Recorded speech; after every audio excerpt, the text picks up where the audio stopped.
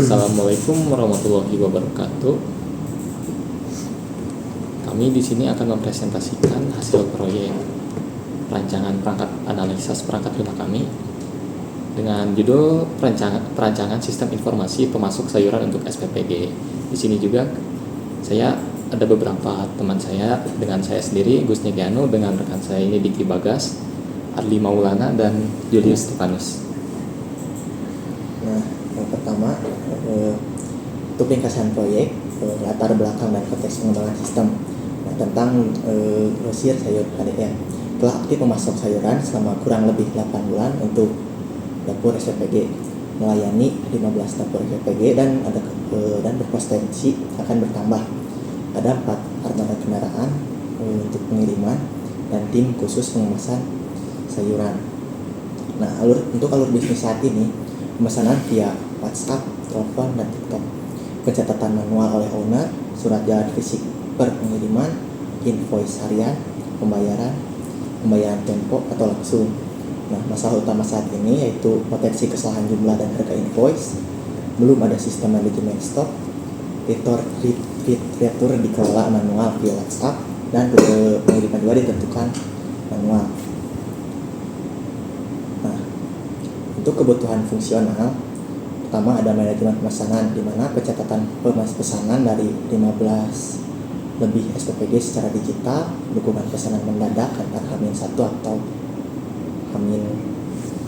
hari H, lalu ada pengelolaan pesanan, mingguan per dapur, notifikasi konfirmasi pesanan, lalu ada pengiriman dan logistik, surat jalan digital per pengiriman, pengelolaan 4 armada kendaraan, optimasi rute pengiriman ke 15 dapur, konfirmasi penerimaan oleh SPPG. Lalu ada manajemen stok, yaitu memantau ketersediaan stok secara real time, penanganan sayur musiman atau yang tidak tersedia, prioritas distribusi stok terbatas, lalu riwayat retur dan juga selisih barang. Lalu untuk keuangan laporan bisa generate invoice otomatis harian, mengelola harga perbedaan per SPPG dan jarak, laporan harga dan total mingguan atau bulanan, dan terakhir sistem tempo dan pembayaran langsung. Untuk kebutuhan non-fungsionalitasnya sendiri, itu ada perangkat pertama kompatibel dengan iPhone atau Android, dan juga sistem komputer. Lalu penggunaan sistem akan digunakan oleh admin grosir dan owner internal. Akses SPPG kemungkinan tidak diperlukan. Lalu integrasi keuangan, kemungkinan integrasi data invoice dan pembayaran diperlukan di masa mendatang. Kemudahan penggunaan antar muka sederhana, staf sudah familiar dengan aplikasi baik dari handphone ataupun komputer. Konektivitas berfungsi optimal meskipun jaringan tidak stabil dalam lokasi gudang atau SPPG. Oke, selanjutnya masuk ke use case diagram. Diagram ini menunjukkan interaksi utama antara admin pemasok dengan sistem. Untuk case kelola pesanan, admin dapat melihat pesanan dari banyak SPPG, lalu sistem mendukung pemesanan H-1 atau hari yang sama. Lalu setelahnya untuk case manajemen stok, yang dimana admin dapat memantau stok secara real time, lalu dapat mengupdate jika bahan habis atau tersedia. Lalu setelahnya untuk case pengiriman, admin dapat membuat surat jalan untuk mengatur armada dan rute konfirmasi saat barang diterima. Lalu untuk case keuangan, sistem mengenerate invoice secara otomatis, harga bisa berbeda tergantung lokasi. Lalu adanya laporan yang tersedia dalam secara mingguan atau bulanan. Nah, di sini selanjutnya ada activity diagram. Jadi di mana prosesnya itu dimulai ketika SPPG membuat pesanan. Kemudian pesanan tersebut masuk ke dalam sistem. Setelah itu sistem akan melakukan pengecekan apakah stok barangnya itu masih tersedia atau tidak. Selanjutnya, jika stoknya itu masih tersedia, maka sistem akan melakukan reservasi stok. Namun jika stok tidak tersedia, maka sistem akan menandai adanya kekurangan stok dan melakukan prioritas distribusi. Setelah kedua kondisi tersebut, proses akan kembali ke alur utama, yaitu admin melakukan konfirmasi pesanan. Setelah pesanan dikonfirmasi, sistem akan menghasilkan invoice. Selanjutnya, dilakukan persiapan pengiriman barang. Kemudian pengaturan armada dan rute pengiriman. Setelah semuanya siap, barang akan dikirim ke tujuan. Setelah pengiriman, sistem akan mengecek apakah barang sudah diterima atau belum. Jika barang diterima, maka akan dilakukan konfirmasi penerimaan. Namun, jika barang tidak diterima, maka akan dilakukan proses return.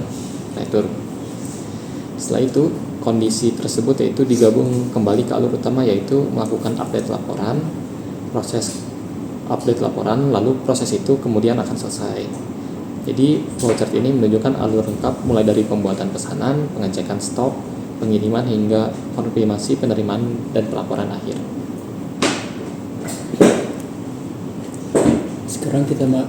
Sekarang mari kita bedah struktur sistem ini lewat kelas diagram.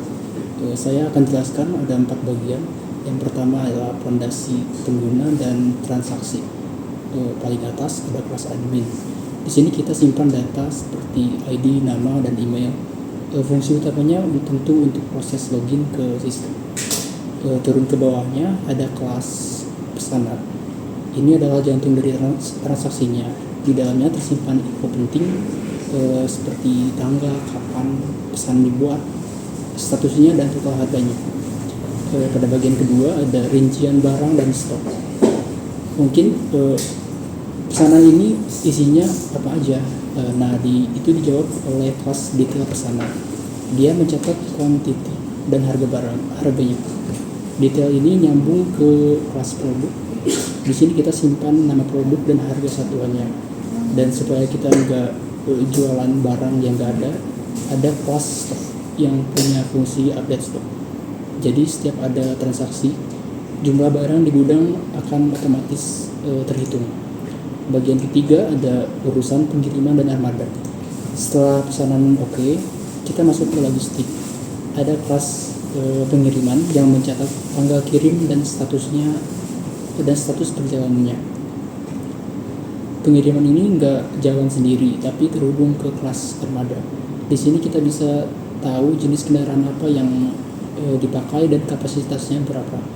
Jadi pembagian muatan bisa lebih pas. Pada bagian keempat ada ujungnya atau uang dan laporan. Terakhir, setiap pesanan pasti akan menghasilkan invoice. Isinya ada total tagihan dan status pembayarannya. Semua data mulai dari pesanan sampai invoice ini nantinya akan ditarik ke kelas laporan. Tinggal klik fungsi generate, maka laporan mingguan atau bulanan sudah jadi tanpa perlu pusing rekap manual lagi. Sekian dari kelompok kami. Wassalamualaikum warahmatullahi wabarakatuh.